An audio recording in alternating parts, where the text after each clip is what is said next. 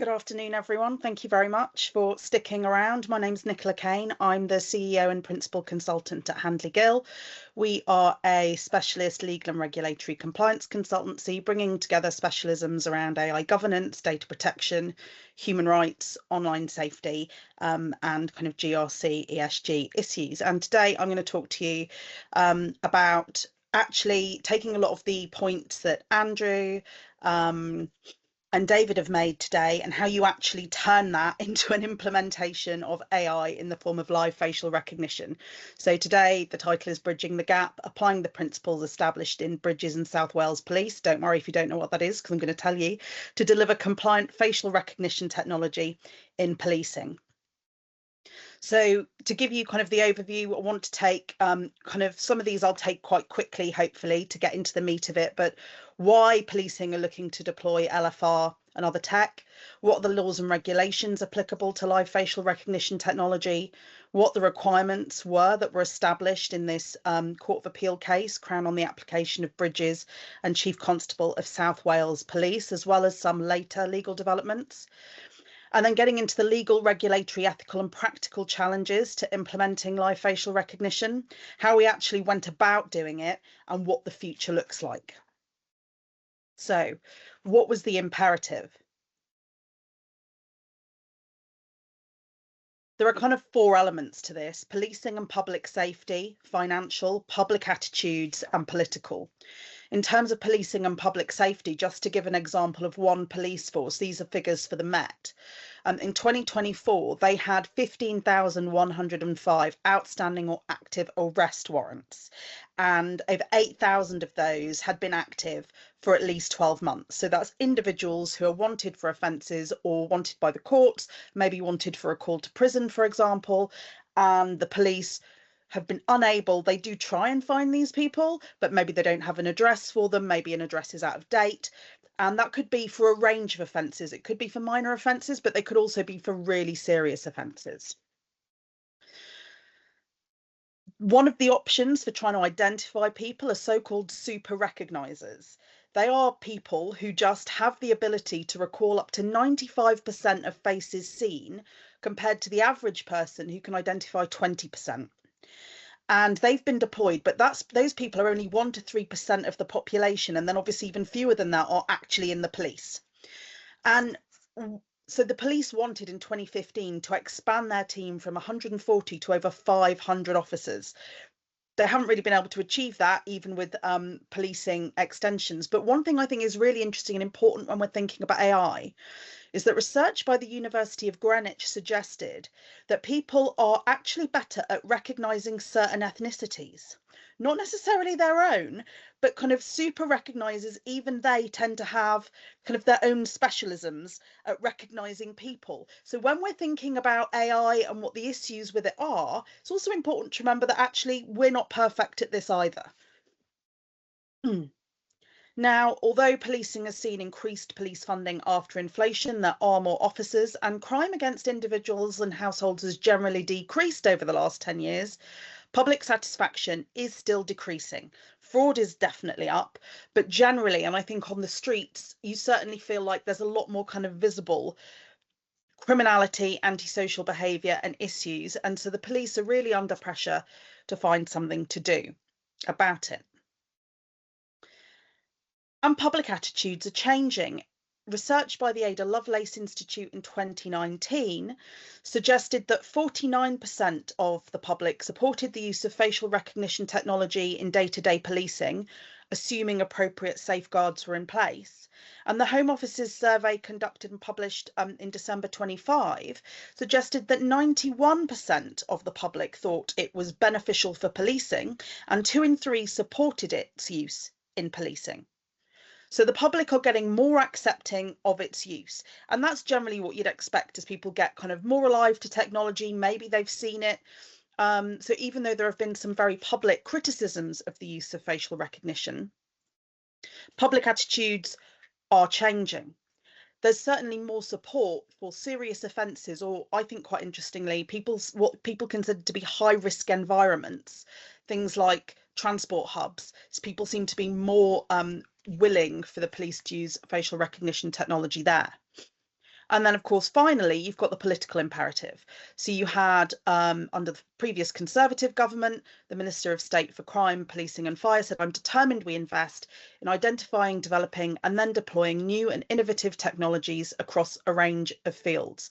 Developing facial recognition as a crime fighting tool is a high priority. I'm very supportive of the use of live or active facial recognition to deter and detect crime in public settings that attract large crowds. That's actually kind of moving even further than what the current legal framework would allow.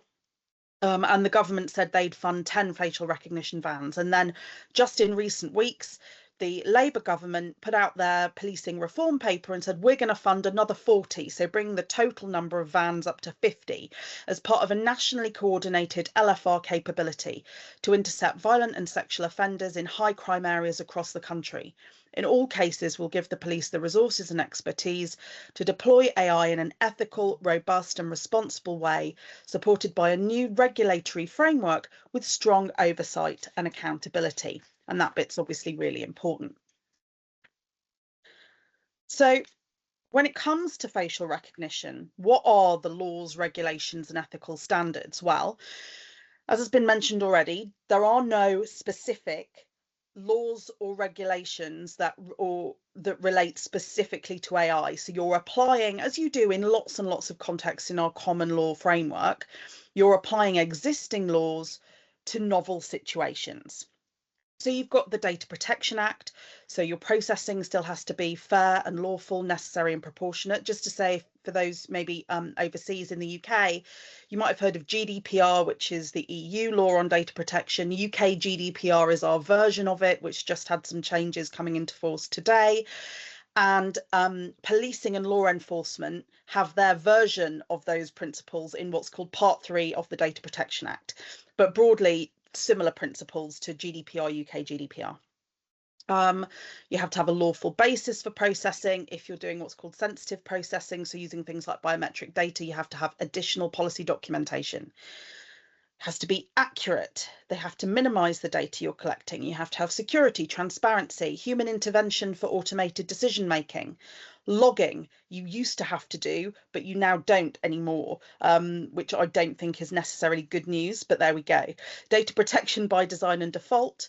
Processes, if you're engaging third parties, as you are when you're working with live facial recognition, you have to have a contract in place with them. There are certain standards that have to be met. You have to retain records of processing activities. You have to conduct a data protection impact assessment. You may have to consult in advance with the Information Commissioner, although my understanding when I last asked this at a conference was that of the forces that were doing this at the time, not one of them had considered that the obligation to consult with our regulator actually applied, and any who had consulted or informed them said they were doing it voluntarily. So interestingly, this is kind of one of the most serious use cases, you might think, and potentially rights infringing uses of technology, and most people subject to the law thought the law in this way did not bite on them. You may have to engage with your data protection officer, and data subjects have rights. But that's not it. You've also got the Human Rights Act 1998, and in particular provisions you're going to be worried about are the right to private and family life, freedom of expression and information, right to freedom of assembly and association, and the prohibition on discrimination. You've also got Equality Act provisions, so the prohibition on direct, combined or indirect discrimination, and the positive public sector equality duty to actually advance equality among affected people. And then you've got the Protection of Freedoms Act, which introduces the need to comply with the Biometrics and Surveillance Camera Commissioner's amended Surveillance Code of Practice. Then, although not law, the UK does have responsible AI principles: safety, security and robustness, appropriate transparency and explainability, fairness, accountability and governance, and contestability and redress. You've then got other emerging global AI principles like UNESCO's recommendation on the ethics of AI. That goes further than the UK's. So you've got, they would add in requirements for human oversight and determination, the importance of sustainability, going back to some of the issues David discussed, and then awareness and literacy. You've got the police PACE Code D, which covers the identification of persons by police officers, although actually doesn't really bite on the kind of manner in which LFR is being used. And you've got the Covenant for using AI in policing too. And then the application of those principles was tested in Bridges. So this was a judicial review claim. The judgment is quite lengthy. So I've literally pulled out the kind of key provisions here. Obviously, this is very much a summary of what the court found, but basically the Court of Appeal said the legal framework is insufficient. It doesn't have necessary quality of law because it's not sufficiently foreseeable. Current policies do not sufficiently set out the terms on which discretionary powers can be exercised by the police. In particular, the guidance didn't have requirements as to who can be put on a watch list or where facial recognition technology could be deployed, and those are two critical defects. And in addition, the court found that South Wales Police had failed to do a proper data protection impact assessment, in part because that had found that there was no infringement of Article 8 privacy rights, and the mere inclusion of human intervention in the process had been insufficient to discharge their positive public sector equality duty. Consequent to that, the College of Policing published its authorised professional practice on live facial recognition, and in doing so sought to address the two key issues in Bridges: who can be on a watch list, where can you do your deployment. This says, in terms of who can be on a watch list, it could be someone wanted by the court, suspected of having committed an offence, or that they're about to commit an offence, or in fact, at that moment, committing an offence. They might be subject to bail conditions, court order, or other restrictions. They may present a risk of harm to themselves or others. They may be a victim of an offence, or someone who the police think might have information about an offence, or an associate of an individual. Very, very broad indeed. And then in terms of location, you say you have to give consideration to particular locations and whether it's kind of necessary and proportionate, but they don't kind of rule out any specific locations. My view is that this is not sufficient, and forces who merely rely on this are not going to be able to comply with Bridges, and therefore forces need to adopt their own policies which set out more clear, stringent guidelines on who can be on a watch list and where they're going to deploy facial recognition. You've then had the judgment of the European Court of Human Rights in Glukin and Russia. In that case, they found that Russia's use of live facial recognition technology to identify through CCTV in the public transport system violated Article 8, and this was where they were trying to identify someone who'd been involved in protest activity.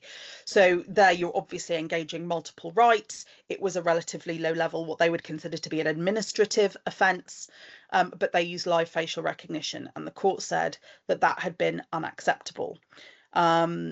In particular, they're highlighting you need to be looking at the nature and gravity of the offences in question, as well as having limitations and safeguards in place. And of course, that's not the only kind of legal challenge. There's a legal challenge going on right now, or it was heard last week, and we're waiting for a conclusion.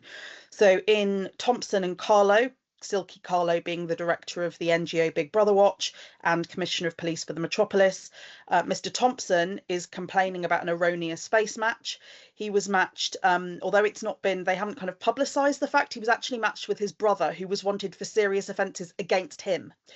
So you can perhaps, I think, maybe then understand how it might be that the technology has kind of misidentified someone when they're misidentifying someone in the same family, who are likely to have kind of similar facial structures. But he's challenging it on those grounds, and both the fact and the manner in which he was stopped and not formally detained, but essentially required by police to prove his own identity. As well as challenging the policy, and the director of Big Brother Watch challenges the policy on Article 8, 10 and 11 grounds. They're not challenging data protection or equality law.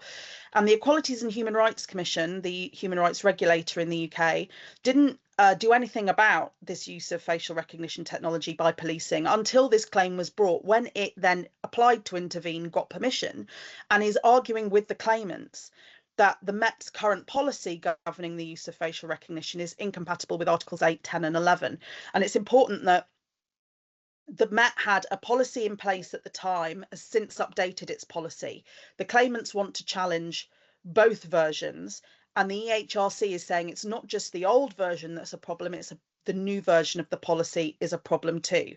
And again, it's raising issues around who can be on a watch list and where LFR is being deployed.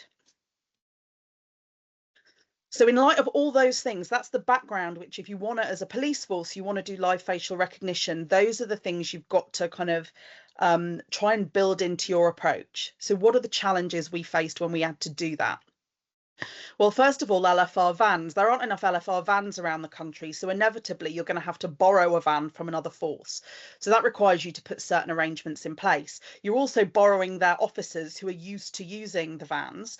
So you've got to make that happen. And then you don't have a direct connection with the company who's built the technology. You're doing everything secondhand. That's not ideal in these circumstances. You may not have the in-house resource and expertise to actually do this. As I've highlighted, there are data protection issues. Normally that's going to be one person, maybe two. You might have a data protection lawyer and kind of a data protection practitioner in your organisation doing those things. You've also got human rights law. That's likely to be someone else. Equality law, again, likely to be someone else. In policing, you're also going to be thinking about community impact assessment. You need to think about comms. The number of people who have to potentially get involved in this kind of thing is vast. You're going to have to potentially have quite a large kind of group of people working on this project. And in reality, that just might not be feasible. And then you've got to have the time to actually put into doing it. And then again, external resource and expertise, finding people who can kind of pull all those threads together, not very easy. And then it may be expensive, although we do offer discounted rates for what we consider to be public sector or otherwise in the public interest work. You also then have to build your AI literacy. People generally in most organisations, and particularly public sector organisations, the level of understanding of what AI is, what it can do, what it's not good at, what you need to be concerned about if you're using it is very low. So you need to put that in place. You need to assess the efficacy and fairness of supplier AI tools. That's often very difficult because suppliers will generally consider kind of the underlying information about how they trained their system and how it works. It's the secret sauce and they don't want to share it.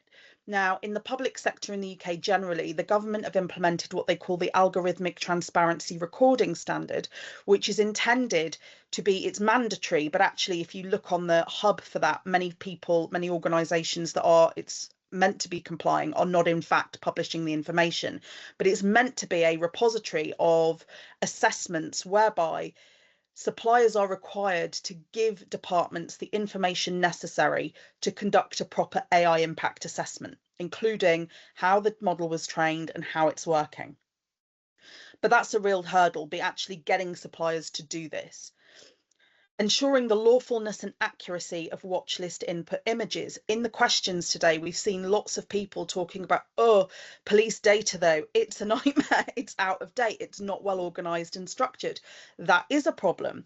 It's well publicised that UK policing have been the subject of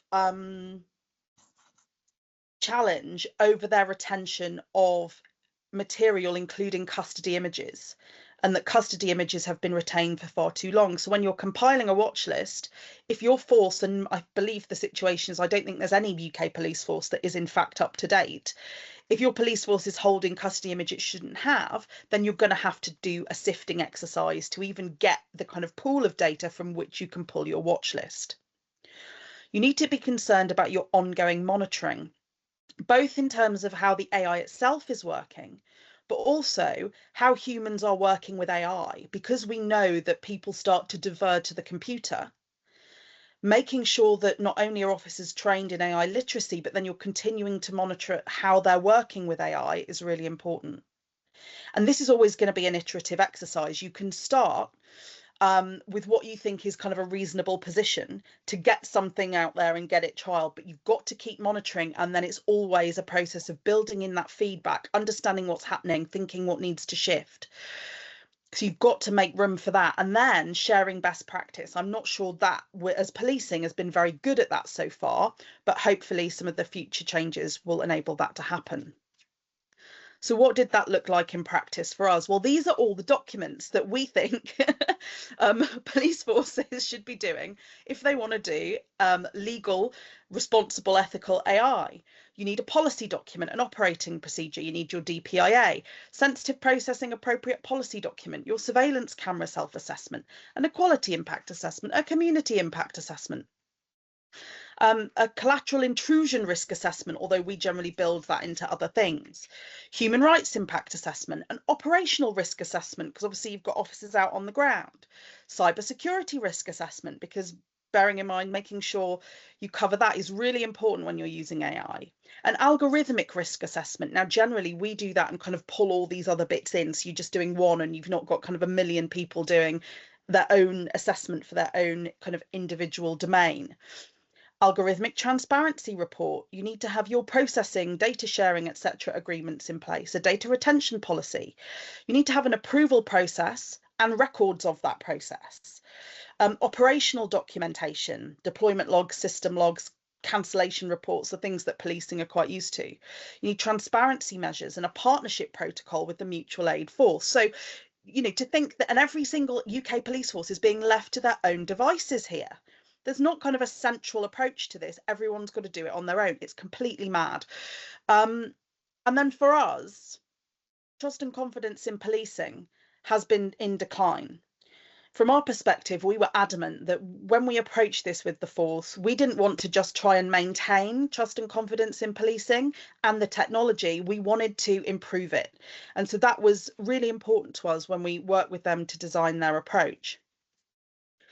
So what did we do? We started by necessity. The force went out and did a specific operation to try and track down the people who were on their outstanding warrants list.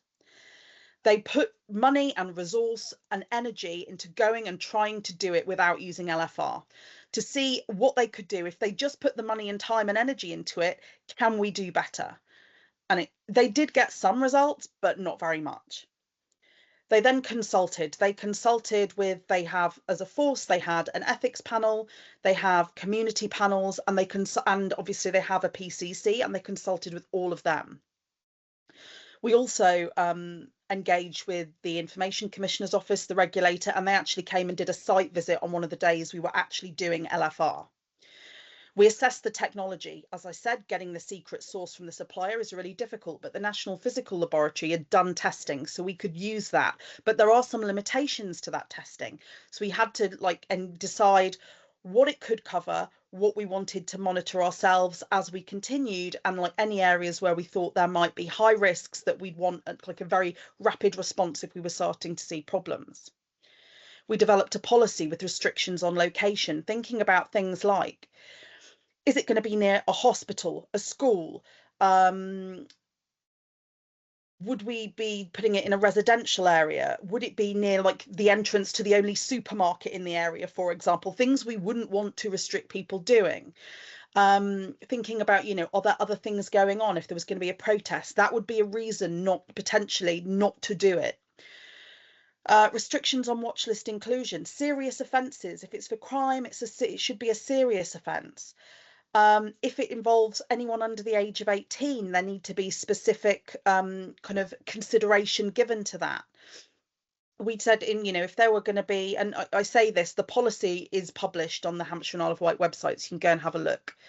Are there going to be any exceptions? So, for example, if there was a terrorist incident, what would that mean? Could there be circumstances in which you would deviate from your standard policy and requirements? One of the big things in the policy is the configuration at which the system is set. So the National Physical Laboratories testing showed the kind of potential for bias creeping in at different configurations of the system. We chose a configuration where there was absolutely no statistically significant bias. That was tested. We then obviously wanted to see if we thought there were, anecdotally, there were any wider concerns, but would there be situations where you might say there is such a high risk to the public right now that we need to change that configuration? What would be the circumstances for that? What would be allowed? Also, data retention, how long materials retained. having a standard operating procedure, authorization and timing.